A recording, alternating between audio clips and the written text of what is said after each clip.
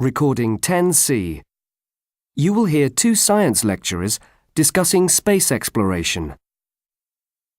Hello, John. How was your conference on space travel? Hi, Susan. It was great.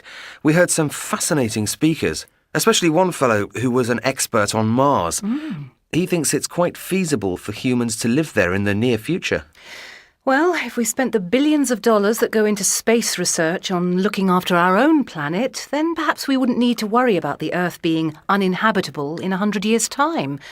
Nor would we need to look for another planet to colonise. Yes, but there are some important things that space exploration can teach us, especially about the history of our own planet and its atmosphere. That sort of knowledge could help us solve some of the problems that threaten our planet. Still, I don't really see why they have to send astronauts into space. Robotics is so much more advanced now. Why can't they simply send robots? Well, robotics has come a long way, and it is more expensive to send a manned spaceship into orbit. But the biggest problem with robots is that they have to be programmed for every possible eventuality. Yes, I suppose you're right. Robots just can't react to situations independently the way that humans do. They still need us to tell them what to do. That's right. Robots may have come a long way, but if you're going to go to all the expense of building one, you really need to make sure it's going to work when it gets there, and they don't tend to take risks with new and untested technology. What if it lets you down? So instead, a lot of the space technology nowadays is actually based on the technology they used in the 1970s, because we know that it works and it's reliable.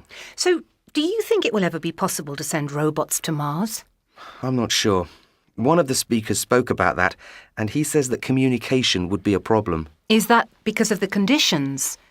I mean, those extremes of temperature and even the atmosphere itself would probably create an awful lot of interference. Yes, but they're both issues that can be dealt with.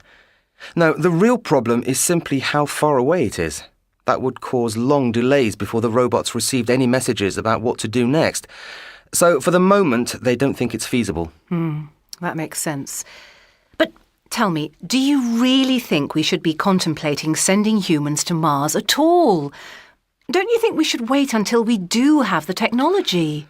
Well, many years ago, the civilizations that built the pyramids or that began building enormous cathedrals must have started the project never expecting to see it finished. I think we should take the same approach and start our preparations now. That's an interesting point, though I'm still not convinced. Surely you don't foresee a time when humans will be living on Mars? That's just science fiction, isn't it? Not at all. I think there is a distinct possibility that humans will live there. But what about the conditions there? Even the dirt on the ground could kill us. Yes, I agree with you there, but we can easily build a self-contained structure there so people don't need to go outside. I suppose the ground does also contain a lot of resources, so getting metals wouldn't be a problem. That's right. A lot of building materials could be found there, but there are still many risks involved. Yes, what about radiation? I don't think there will ever be a way to shield us totally from cosmic radiation, even inside a spaceship. I can't agree with you there. Astronauts have been travelling in space for a long time now, so that shouldn't be too much of a problem for us. I just don't think we have enough experience of living in space long term.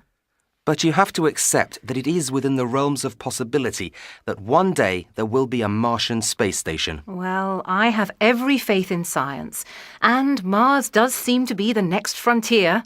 So, yes, I imagine we will eventually send a space mission there. But I can't see people living there.